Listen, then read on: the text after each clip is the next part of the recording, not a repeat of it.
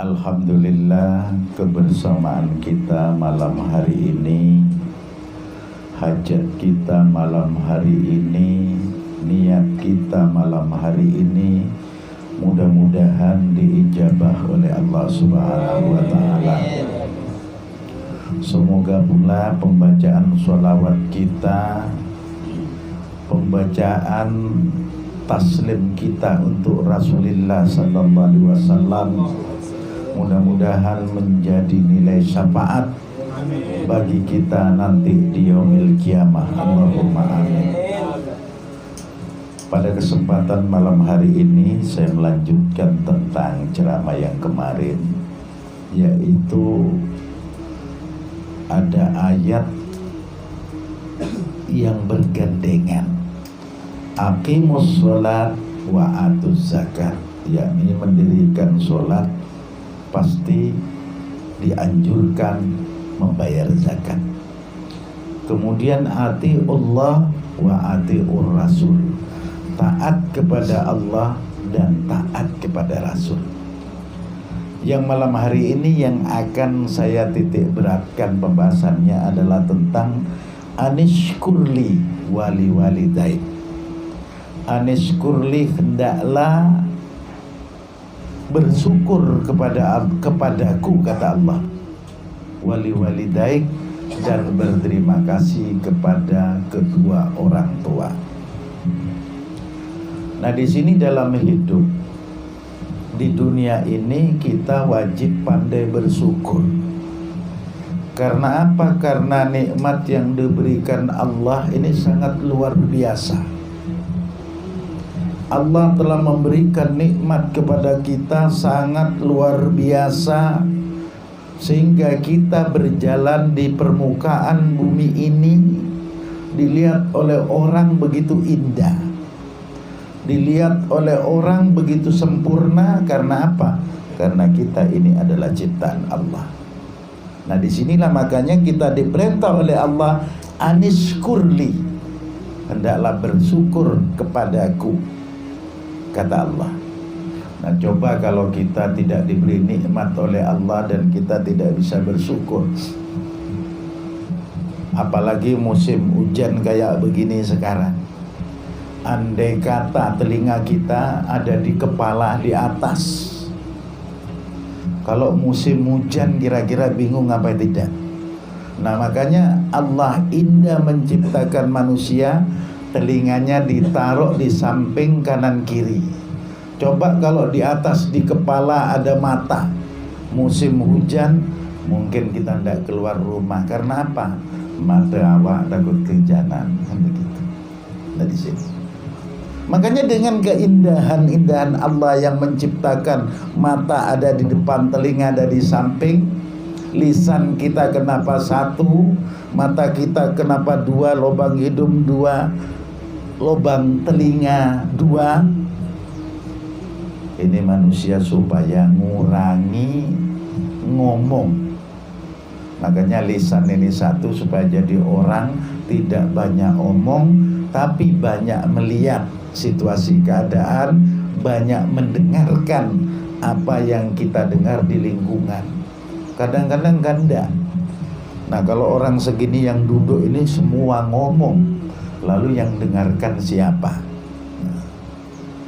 Atau semuanya diem.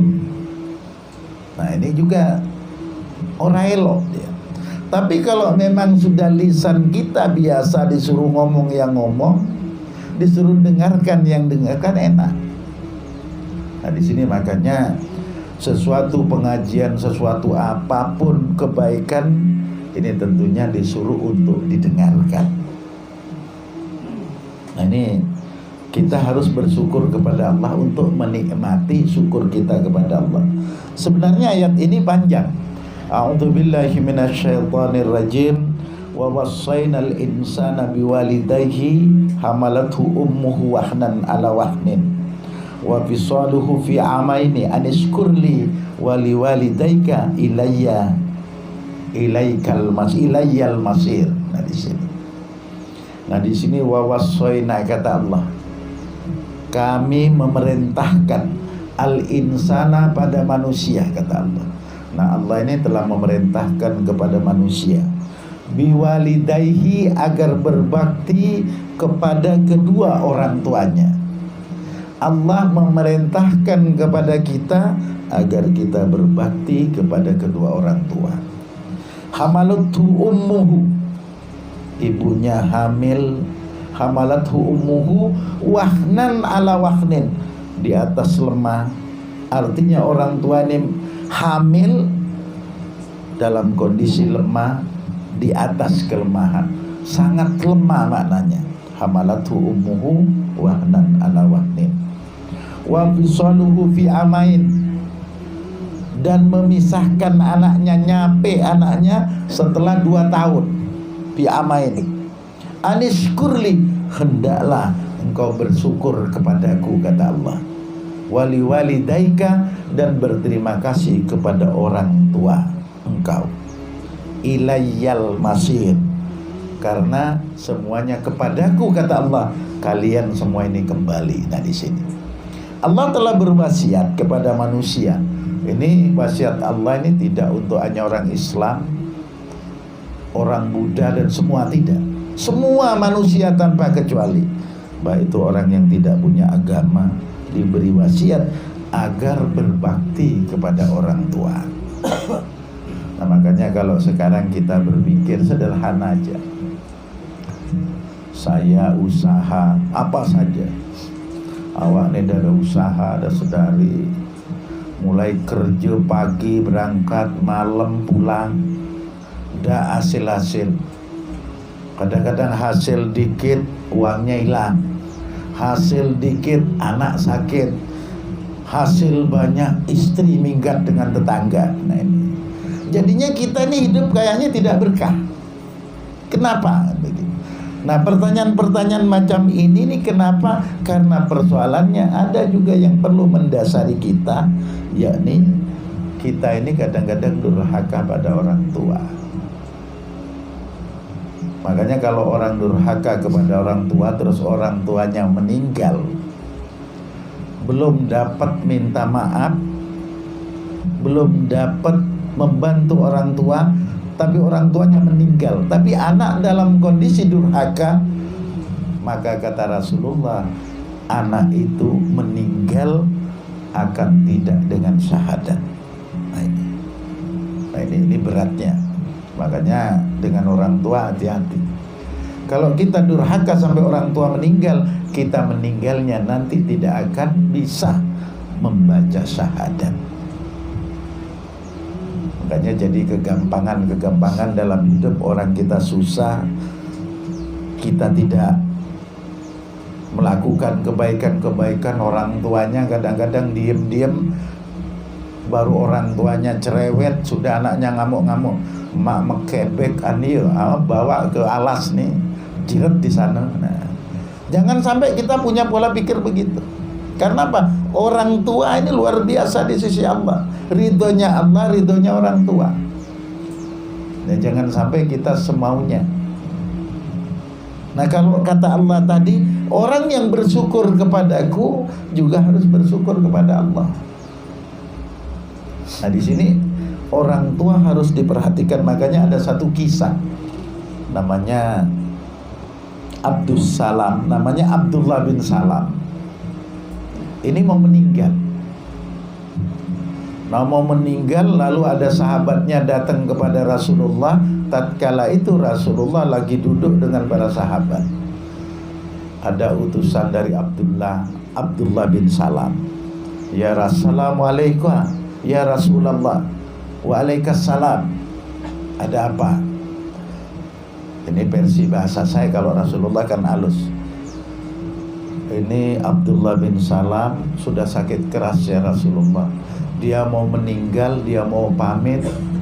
Mohon jenengan datang ke rumah beliau. Karena apa? Karena dia mohon kedatangan panjenengan ya Rasulullah. Akhirnya Rasulullah datang dengan para sahabat ke rumahnya Abdullah bin Salam. Sampai di sana Rasulullah nuntunnya Rasulullah ini namanya talqin. lakinu maulakum, lakinu mautakum bila ilaha illallah. Makanya orang mau meninggalnya harus ditalkin juga, diajari, dituntun. Rasulullah ngajari nalkin la ilaha illallah, la ilaha illallah. Abdullah bin Salam ini tidak nyaut, cuma mengucapkan la haula wala quwata illa billah. Akhirnya Rasulullah ngutus sahabatnya yang lain, coba datangi istrinya Abdullah bin Salam, tanya. Abdullah bin Salam ini dekat dengan Nabi, mau baca syahadat tidak bisa, mau mati. Lalu ditanya, lalu utusan dari Nabi datang ke Abdullah bin Salam, Assalamualaikum. Ditanya istrinya, gimana sih pribadinya Abdullah bin Salam? Kata istrinya, suami saya ini jamaah di masjid tidak pernah putus. Suami saya ini rajin sekali jamaah ke masjid, tidak pernah putus. Suami saya ini rajin sodako, tidak pernah putus. Kata istrinya, cuman dia tidak diridhoi oleh ibunya. Nah, sahabat ini langsung dia rajin sholat, rajin ibadah, bukan sendirian di rumah sholat, ini rajin ke masjid tiap 5 waktu, rajin sodako, ngasih duit ke orang, baca syahadat mau meninggal tidak bisa gara-gara tidak ada ridho dari ibunya. Nah, akhirnya Rasulullah setelah disampaikan begitu ngutus Bilal.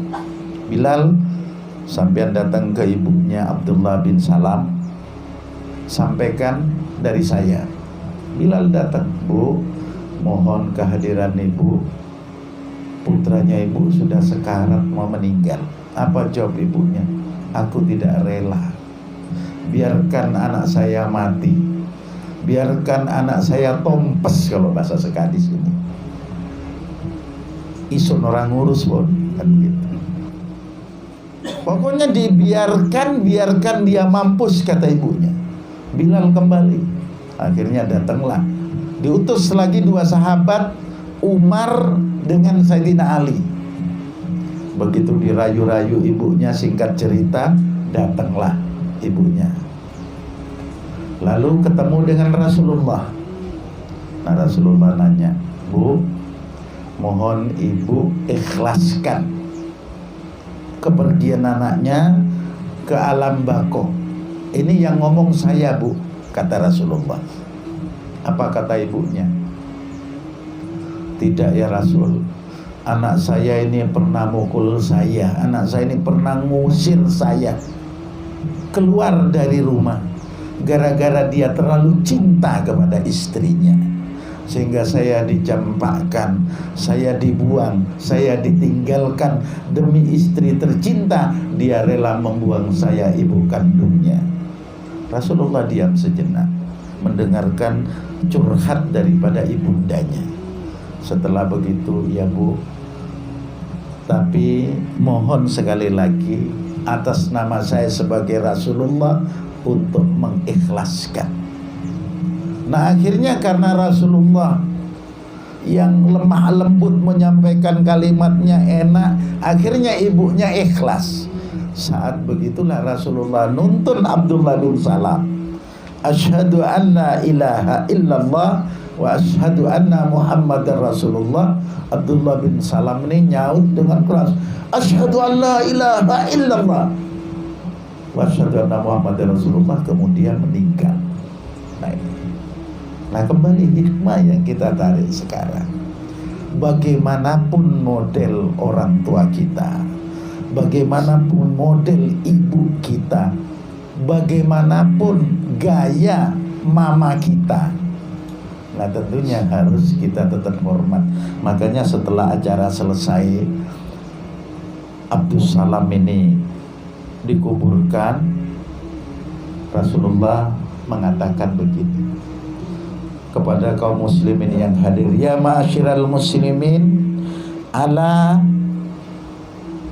man kanat lahu walidatun lam yabarroha kharaja minad dunya ala ghairi syahadatin.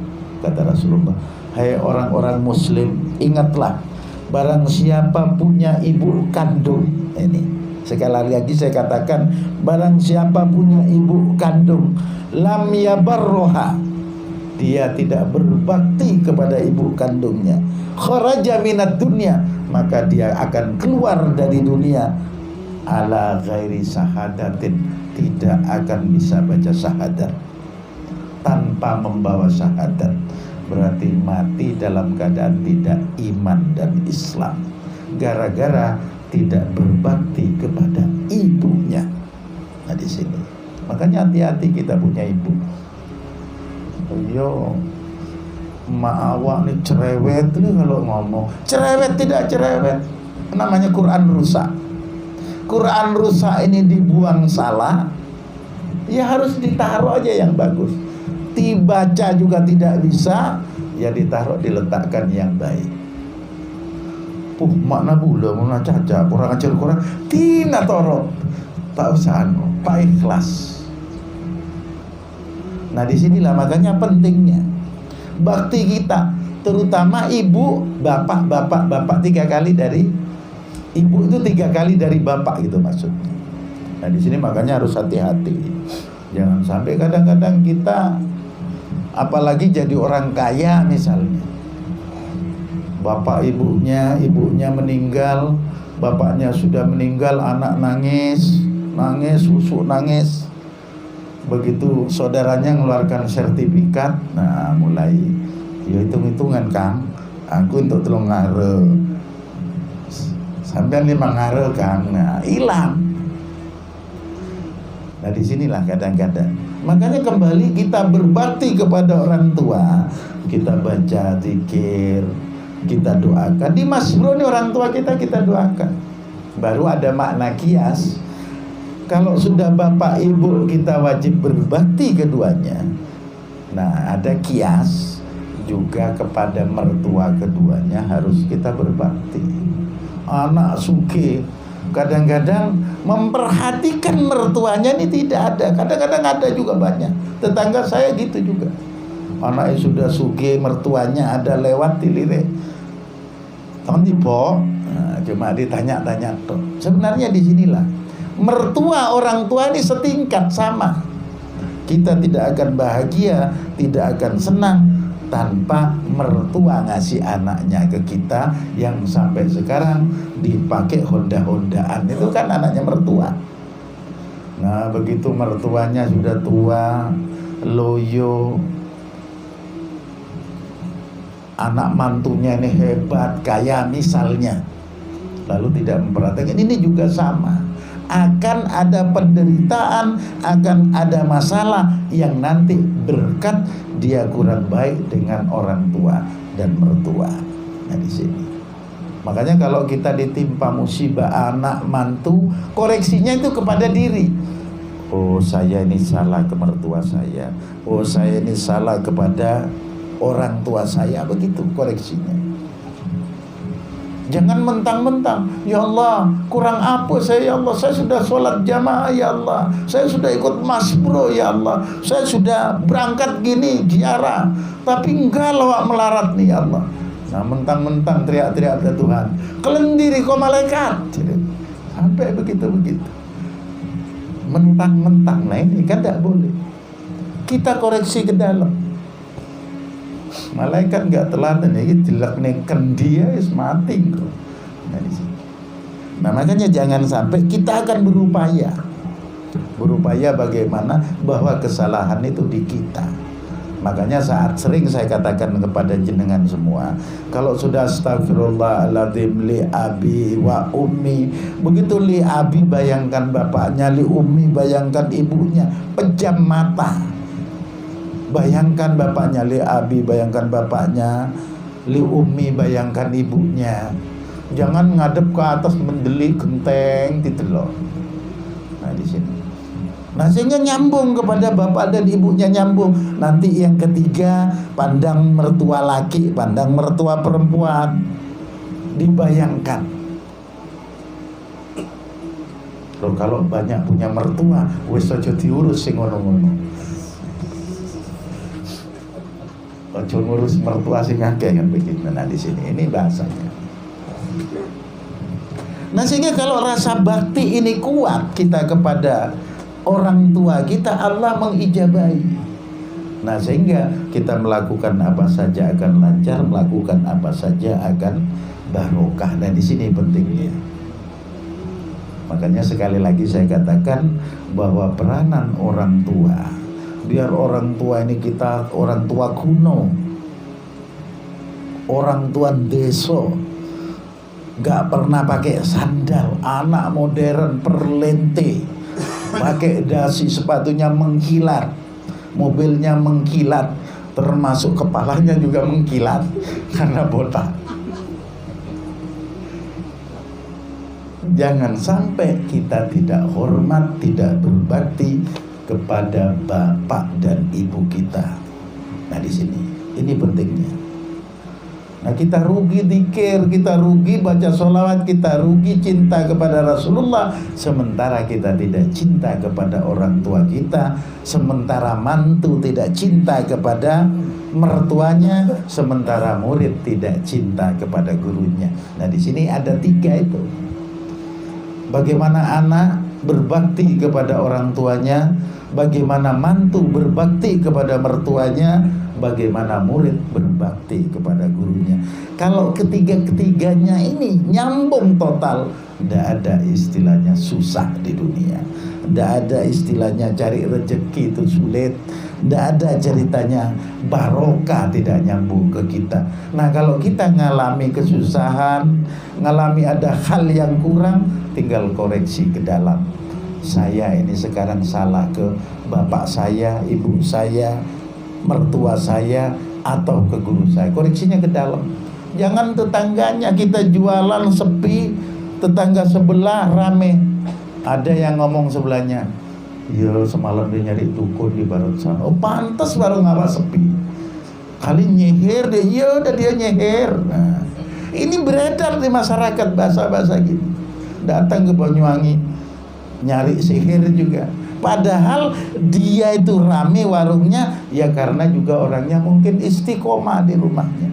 Kita istiqomah, kebetulan kita ada salah ke orang tua, kita sepi. Nah makanya jangan sampai kekeliruan yang kita lakukan dilemparkan kepada orang lain, karena ini budaya masyarakat, budaya warung. Warung banyak kumpul, kalau sepi salah satu, dukun naro, dukun lima, dukun raas, kuat terus dukun. Nah, wah ini dukun air kuning nih, dukun air kuning. Jangan sampai cuma main dukun, sementara Allah tidak dimuliakan, tidak mohon kepada Allah. Ini banyak orang kan begitu-begitu aja dalam kehidupan. Harus koreksinya ke dalam. Jangan cuma main dukun. Sekarang perut kembung. Ini tetangga awak dan punya pekerjaan semalam lewat. Padahal asam lambung kayak saya, sudah dukun mana aja yang disebut. Nah ini, nah kayak saya lah sakit lambung misalnya, agak kembung, lalu saya nyangka tetangga saya, kan tidak boleh, kembalikan kepada Allah. Inna lillahi wa inna ilaihi raji'un. Nah ini terjadi di masyarakat begitu. Makanya kepada jamaah-jamaah Mas Bro, jangan sampai kita sakit, ingat tetangga, warung sepi, ingat tetangga. Jangan sampai, kalau bila perlu kita sakit, ingatlah kepada Allah, warung sepi, ingat kepada Allah. Sehingga kita ini hidup tenang, hidup enak, hidup bahagia di dunia dan di akhirat, sesuai dengan doa Rabbana atina fid dunya hasanah wa fil akhirati hasanah wa qina adzabannar. Mudah-mudahan bermanfaat. Saya akhiri, wassalamualaikum warahmatullahi taala wabarakatuh. Waalaikumsalam.